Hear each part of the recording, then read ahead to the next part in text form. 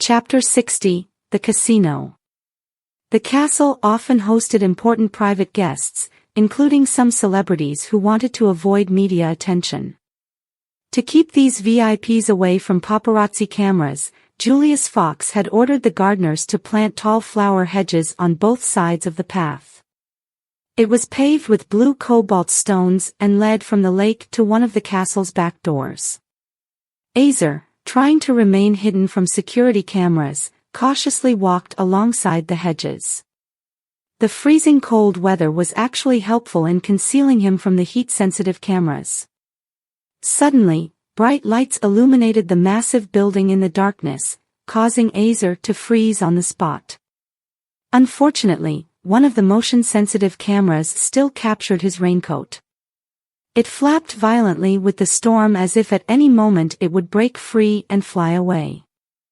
In the security center, two guards were playing cards, without paying much attention to the screen. One guard still noticed the coat and asked, "What's that over there?" The other guard briefly glanced at the screen and dismissively said, "Nothing, just a piece of plastic flying around in the storm." He then adjusted the screen settings to ignore motion and complained, "The screen has been acting up all evening, as it always does during storms. It messes with my focus and ruins the game. I hate losing." They continued playing their card game. Meanwhile, Azer managed to reach the back gate. It was a sturdy gate made of wrought iron, firmly closed and locked. He examined the low cellar windows along the wall, all secured with strong wrought iron grids. He wished he had superpowers like those in comic books.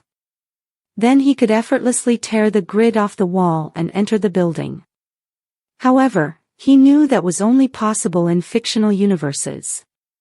Frustrated, he shook the gate a couple of times, retreated to a corner, and leaned against the wall. He slid down, sat on the ground, and covered his face with his raincoat. The situation seemed to be hopeless. Suddenly, there was a sharp and annoying noise from the rusty hinges of the gate. A light above the door turned on, and an individual in a raincoat, carrying a bin, emerged from the gate. The person went to a compost container, emptied the bin, and returned. Judging by the peculiar way he was positioning his feet, Azer guessed it might be the Spanish guy. Seizing the opportunity, he whispered, "Alvaro." Hesitating, the person looked in Azer's direction. Azer whispered in Spanish, "I need your help." Recognizing Azer's voice, Alvaro stopped and asked, "For what?" Azer replied, "Just keep walking. I need a place to stay for a few hours." In a friendly tone, Alvaro whispered, "Come inside." Keeping close to Alvaro, Azer followed him indoors. They walked along the corridor until they reached a point where it split. On the fishing boat, Azer had previously studied the castle's layout through the infrared binoculars.